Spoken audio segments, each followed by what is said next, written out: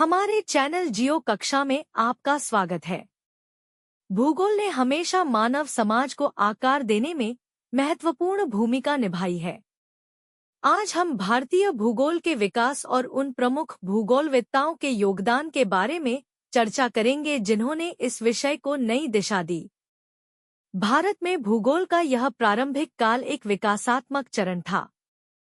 इस समय भूगोल शिक्षा की शुरुआत और संस्थागत विकास के कदम उठाए गए। 1920 में पंजाब विश्वविद्यालय से संबद्ध लाहौर के एक कॉलेज में भूगोल की शिक्षा की शुरुआत हुई। इसके बाद 1927 में पटना विश्वविद्यालय और 1928 में अलीगढ़ मुस्लिम विश्वविद्यालय में भूगोल का अध्ययन शुरू हुआ। 1935 तक आगरा के सेंट जॉन कॉलेज और इलाहाबाद विश्वविद्यालय में भूगोल विभागों की स्थापना हुई। इसके बाद कलकत्ता, मैसूर, हैदराबाद, बनारस, जोधपुर और गुवाहाटी जैसे विश्वविद्यालयों में भी भूगोल विभाग स्थापित किए गए। इस समय स्नातकोत्तर शिक्षा भी शुरू हो गई।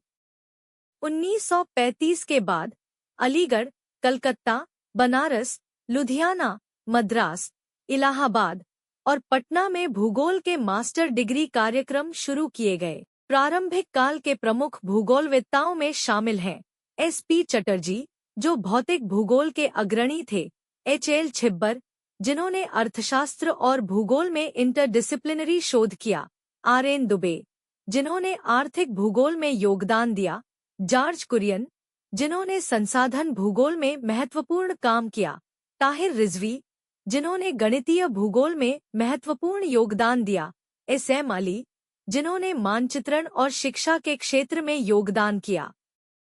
1956 से 1975 तक का काल भूगोल के बहुमुखी विकास का था। इस दौरान शोध, शैक्षिक विस्तार और संस्थान की वृद्धि देखी गई। इस दौरान प्रमुख भूगोलवेत्ताओं में शामिल थे R.L. सिंह, A.S. जौहरी, S.L. कायस्थ, P. दयाल और कई विद्वानों ने विदेशों में शोध कार्य किए, जैसे लंदन और पेरिस में। इस दौरान कई विश्वविद्यालयों में स्नातक और स्नातकोत्तर स्तर पर भूगोल विभाग स्थापित किए गए, खासकर धारवाड़, तेराची, ओस्मानिया और जोधपुर जैसे स्थानों पर। 1968 में दिल्ली में अंतर्राष्ट्रीय भौगोलिक संघ का अधिवेशन हुआ, जिसमें प्रोफेसर S.P.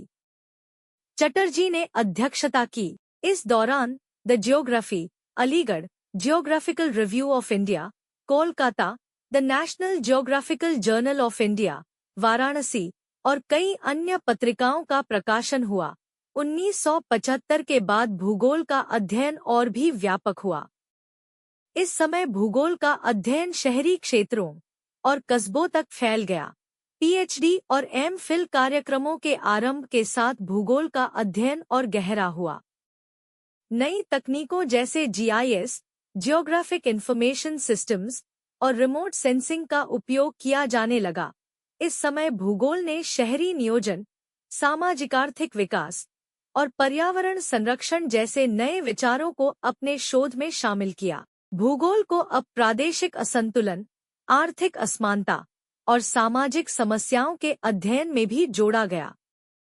इस समय के प्रमुख भूगोलवेत्ताओं में शामिल थे मुनिस रजा, R.P. मिश्रा, प्रकाश राव, माजिद हुसैन, बालेश्वर ठाकुर और R.B. सिंह, जिन्होंने भारतीय भूगोल के विकास में महत्वपूर्ण योगदान दिया। इसके अलावा भूगोल को अब मानव कल्याण से जोड़ने की दिशा में और भी शोध कार्य हुए हैं।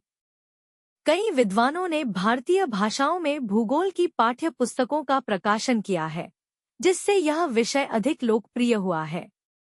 आज के समय में भूगोल समाज के विभिन्न पहलुओं से जुड़ा हुआ है, जैसे स्वास्थ्य, शिक्षा और समग्र विकास। संगोष्ठियों और कार्यशालाओं के माध्यम से नए विचारों और शोध को बढ़ावा दिया जा रहा है। भारत में भूगोल का विकास एक समृद्ध और परिवर्तनशील प्रक्रिया रही है।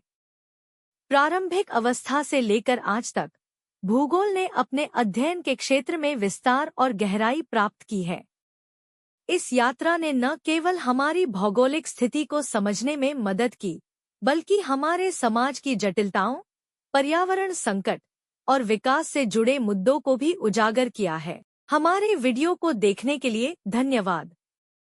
कृपया लाइक, शेयर और सब्सक्राइब करें और हमारे अन्य दिलचस्प वीडियो के लिए जुड़े रहें।